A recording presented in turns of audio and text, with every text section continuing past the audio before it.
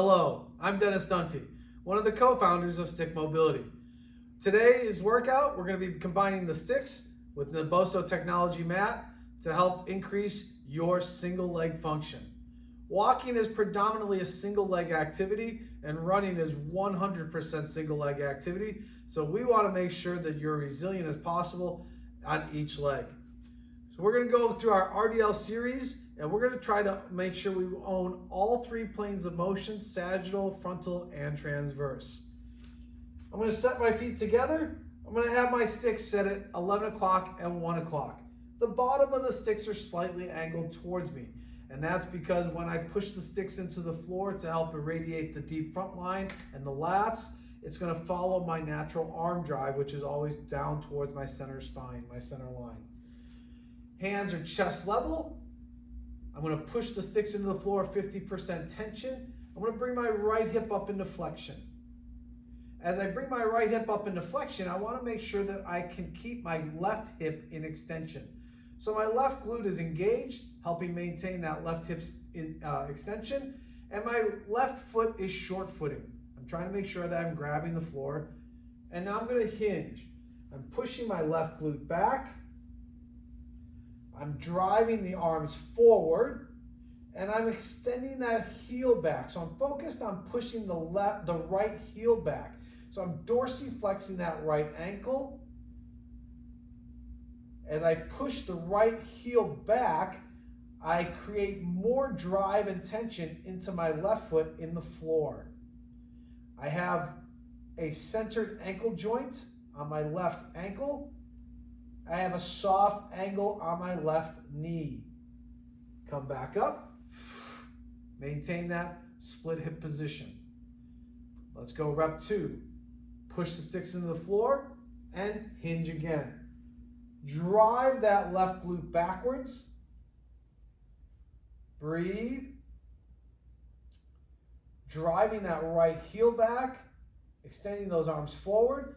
And now internally rotate or corkscrew your right femur down towards the floor so that your backside is level. As you do that, you're going to feel that through the left outer glute. Make sure you're not dropping your shoulder. Your shoulder is not your hips. Make sure you're generating that motion from the hips. You should be back, your backside should be nice and level and flat. Come back up and relax. The sticks are there to add stability, so that way you can spend more time in this position. The mat gives you great feedback from your foot all the way up to the hip and into your core structure.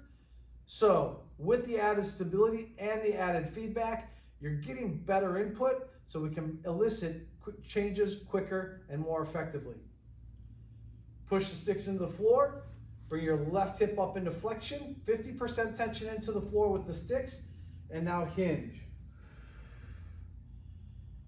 Driving that left heel back. Make sure you're grabbing the floor with your right foot, short foot. Try to pull the balls of the feet towards your right heel. Extend those arms forward, breathe. Come back up. Full extension on that right hip. Squeeze that right glute, pull that pelvis underneath you, and then rep 2. Reach. Driving that right heel, left heel back. I'm dorsiflexing that left ankle. As I push that left heel back, I drive more tension into that right leg, into the floor. Internally corkscrew and rotate that left femur down towards the floor to ensure that your backside is level. Drive back up and relax. Now, let's add some stick lifts to really activate the oblique slings, your contralateral, ipsilateral patterns. All right? Hands chest level, push the sticks into the floor, 50% tension. Bring the right hip up into flexion and hinge. Reach. Create your lines of tension. Soft angle at the left knee, centered ankle joints on that left ankle. So don't go into extension or dorsiflexion. Keep that ankle centered. From here, lift the left stick just barely off the floor. As soon as you do that, you should feel that right hand drive that stick into the floor a little bit harder. So you're getting that contralateral connection from your right hand down to your left foot. Place the stick down, come back up. Now let's do the opposite side. Here we go, ready? We're gonna go ipsilateral pattern. Pushing the sticks to the floor, hinge, reach, create all your lines of tension, and now lift the right stick, just barely off the floor. Now you have your ipsilateral connection from your left hand down to your left foot. Make sure that back leg is driving tension. Right stick down, drive back up. Now let's lift both sticks. Here we go. Hinge, create your lines of tension, and now lift both sticks. Hold. We'd like to get at least 6 to 10 seconds. Maintain structure. Both sticks down. Drive back up. Let's switch to the other leg. 50% tension. Push. Split that left hip up into flexion. Right hip stays in extension. And now hinge. Breathe. Lift the right stick. Just barely off the floor. It doesn't need to be that high. As soon as you release that point of stability, you're going to feel that left hand to right foot connection. Right stick down. Drive back up. Let's go ipsilateral. Hinge. Pushing both sticks into the floor. 50% tension. Now lift the left stick. Just barely off the ground. Driving that left heel back. Breathe.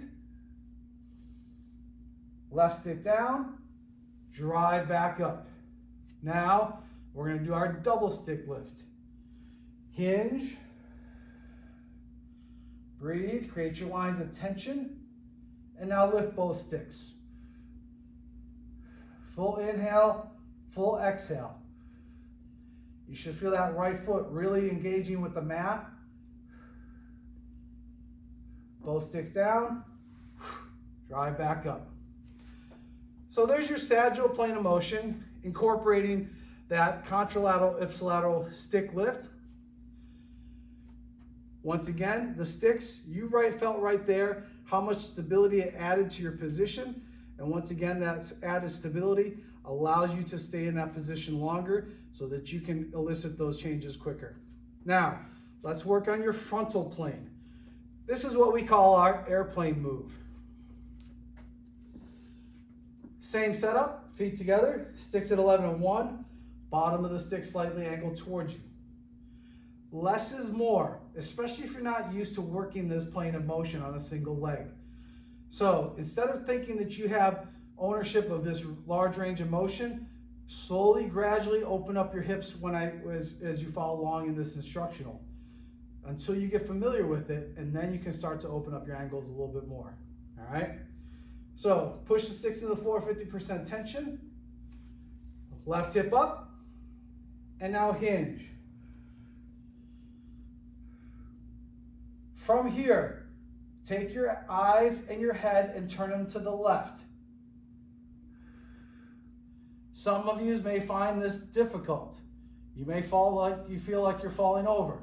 If that's the case, then you just need to work this neck rotation first. If you're good with that, now we start to open up the hips. It's a frontal plane hinge. I'm opening up my hips to the left.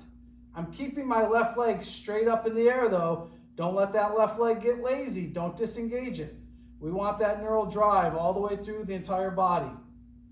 Now, turn your eyes and head back to center and close your hips all the way back down. Come back up. Let's go one more rep. Ready? Push the sticks in the floor. Extend the arms forward. Drive that left heel back. Breathe. Now, make sure your back hip is closed. You can't open up a lid that's already open. Turn your eyes and head to the left first, And now open up your hips. Breathe. You're feeling that frontal plane demand on that right leg. Driving that left heel back, keeping that left leg straight. Turn your eyes and head back to center. And close the hip back down to your starting point. And drive back up. Let's go ahead and switch sides. 50% tension into the floor. Bring your right hip up into flexion. Left hip stays in extension. And now hinge. Create your lines of tension, driving that right heel back. Arms forward. Turn your eyes and head to the right. And now, open up your hips.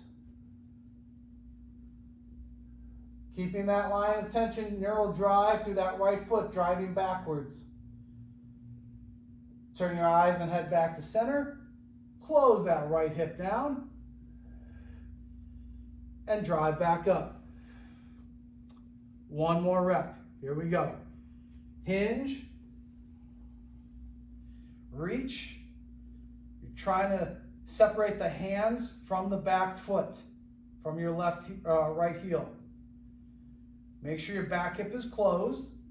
Turn your eyes and head to the right. And now open up the hip. And you can tell right away one leg is much better at this than the other.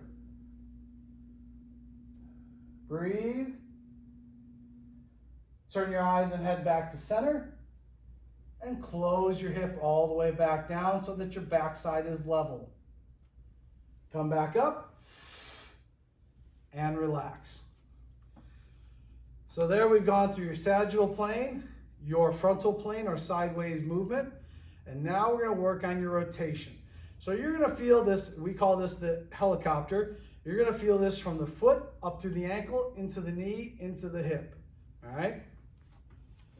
Same setup, feet together, sticks at 11 and 1, hands chest level. Push the sticks into the floor, 50% tension. Bring your left hip up into flexion. And now hinge. And now from here, we're going to walk the sticks to the right. So I'm going to move the stick, working on the clock positioning. I'm going to put the stick at 12 o'clock and then the opposite stick at 2 o'clock. I'm going to turn my torso on the axis of my right leg so that my torso is facing 1 o'clock and my back foot is facing 7. Make sure you're driving that back heel back.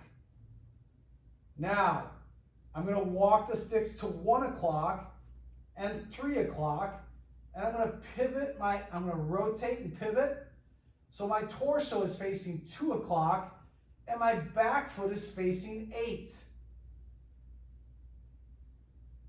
If you feel confident enough, you can move the sticks to 2 and 4, and your torso should be facing 3, and your back foot should be facing 9. Keep that back leg up. Now let's slowly walk the sticks to the left. Make sure you're pushing the sticks into the floor as you walk. We're going to go to the left to 12 o'clock and 10. My torso is facing 11, and my back foot is actively pushing back to 5.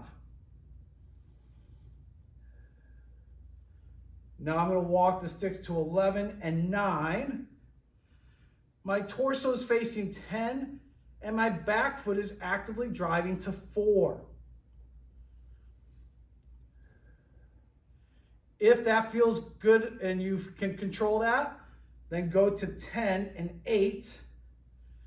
Your torso is facing 9, and my back foot is facing 3. It's trying to push out to 3.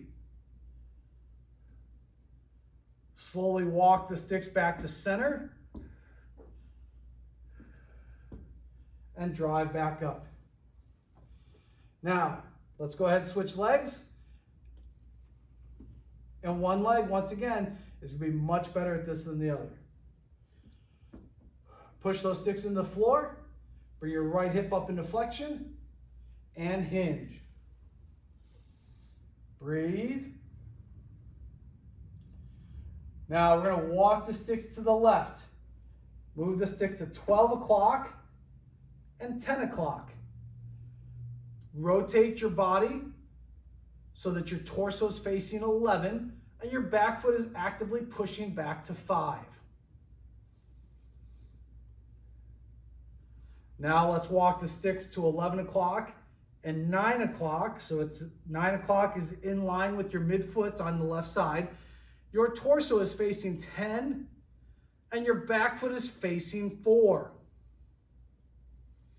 Keep that back leg up, don't let it get lazy. And now walk the sticks, if you can, to 10 and 8. Your torso is facing 9, and your back foot is facing out or pushing out to 3.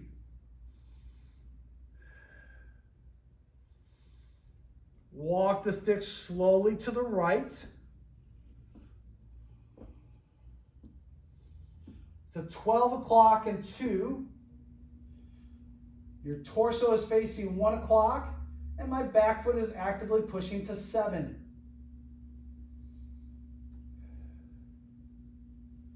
We'll walk the sticks to 1 and 3. My torso is facing 2, and my back foot is actively pushing to the 8. If you can, walk the sticks to 2 and 4. Your torso is facing 3, and your back foot is actively pushing to 9. Drive that leg back. Walk your sticks back to center and drive back up. There's single leg function. Extremely crucial and extremely important for overall function. Foot to core connection, like you said a little bit earlier, walking is predominantly single leg. Running is 100% single leg. So we want to make sure that we own those ranges of motion. Go through 2 more cycles of these, and you can do that every other day, and that'll really help build a much stronger foot to core connection. Thank you for joining me. Naboso Technology, stick mobility, great combination.